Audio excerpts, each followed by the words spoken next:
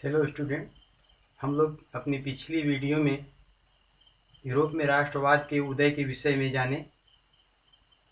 आज इस वीडियो में उससे आगे हम जानेंगे फ्रांसीसी क्रांति और राष्ट्र का विचार।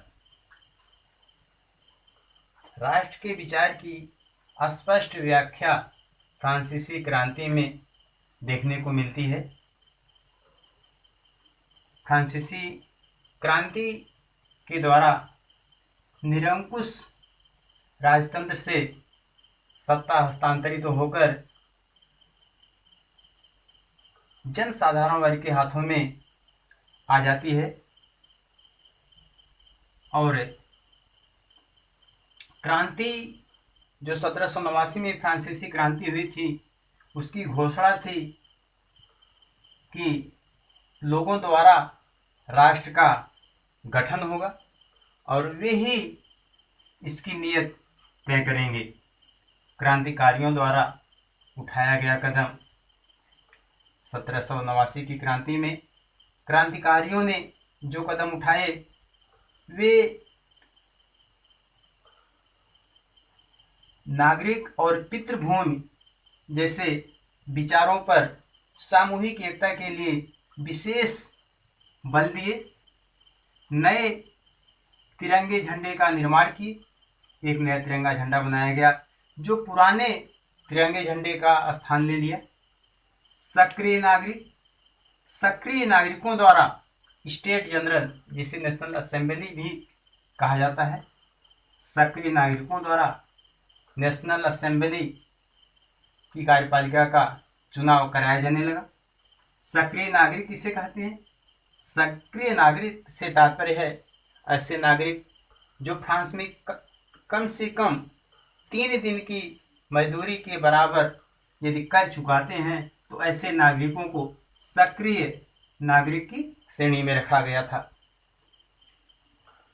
1789 में फ्रांस की आबादी 2.8 करोड़ थी। उस समय 8 करोड़ लोगों में से 40 लाख लोग सक्रिय नागरिक के रूप में छांटे गए थे और ये सक्रिय नागरिक पहले एक निर्वाचक मंडल का निर्वाचन करते थे और ये निर्वाचक मंडल जनप्रतिनिधियों का चयन करता था जो कार्यपालिका के सदस्य होते थे।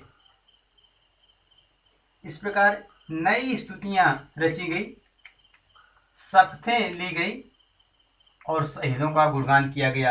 ये सब राष्ट्र के नाम पर किया गया। केंद्रीय व्यवस्था लागू की गई।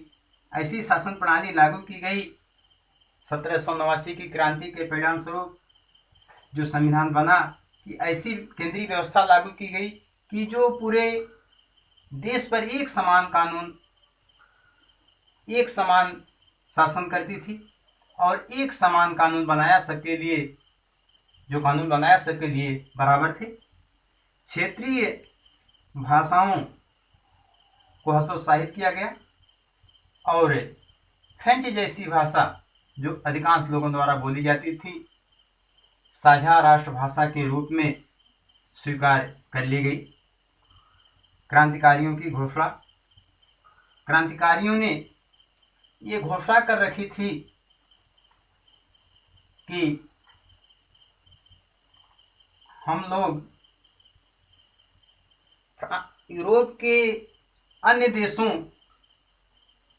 के लोगों को राष्ट्र के गठन में मदद करेंगे और उन्हें निरंकुश शासन से मुक्ति दिलाएंगे। जैकोबिन क्लब फ्रांस के क्रांतिकारियों की ऐसी घोषणा, ऐसे विचारों को जानने के बाद यूरोप के अन्य देशों के शिक्षक, छात्र, शिक्षित वर्ग लोग जैकोबिन क्लब की स्थापना करने लगे। जैकोबिन क्लब से तात्पर्य है क्रांति का विचार रखने वाले ऐसे सदस्यों का संगठन जो क्रांति का विचार रखते हैं। क्रांति का तात्पर्य होता है परिवर्तन। तो इस प्रकार 1790 के दशक में हॉलैंड, बेल्जियम, स्विट्जरलैंड में अनेक जैकोबिन क्लबों की स्थापना होने लगी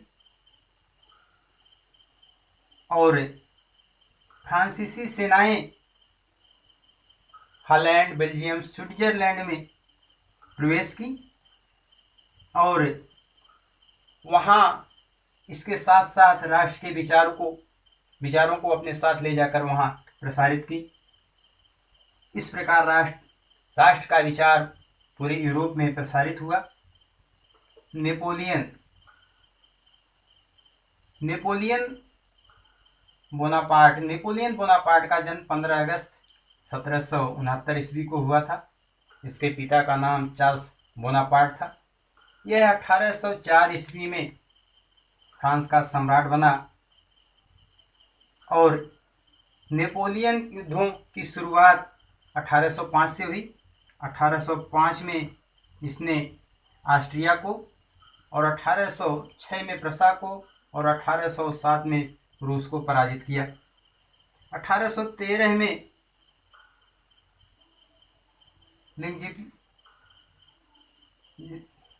जिपलिन की युद्ध में मित्र राष्ट्रों की सेनाओं ने इसे पराजित किया और निर्वासित कर दिया, लेकिन पुनः यह फ्रांस का सम्राट बन गया। 1815 ईस्वी में फिर मित्र राष्ट्रों की सेनाओं ने इसे वाटरलू के युद्ध में पराजित करके सेंट हेलेना द्वीप पर निर्वासित कर दिया, जहां इसकी 5 मई 1821 को मृत्यु हो गई। नेपोलियन ने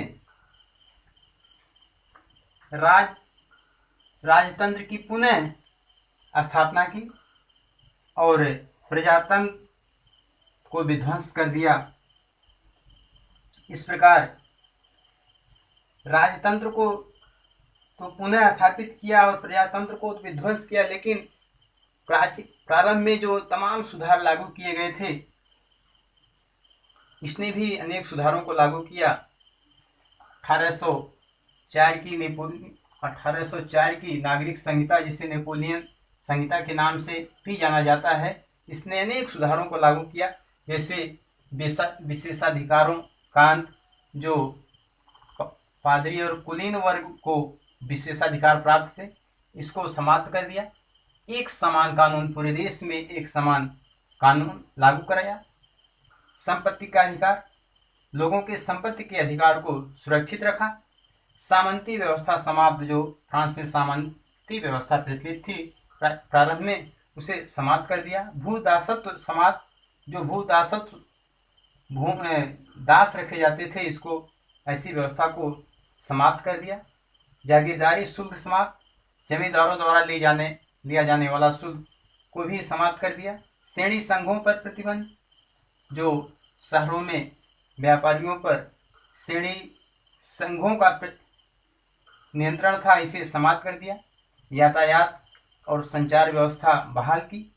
समान माप भार की इकाई पूरे देश में लागू किया और ऐसी मुद्रा चलाई जिसकी वैल्यू पूरे देश में होती थी। पूरे देश में समान रूप से ये मुद्रा चलती थी। नए इलाके, जो विजित इलाके, जो जीते गए इलाके थे, इसे नए इलाके के रूप में जाना जाता था।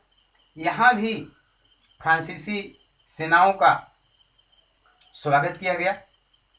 स्वतंत्रता के तोहफा देने के एवज में नए इलाकों के लोगों ने भी फ्रांसीसी सेनाओं का स्वागत किया।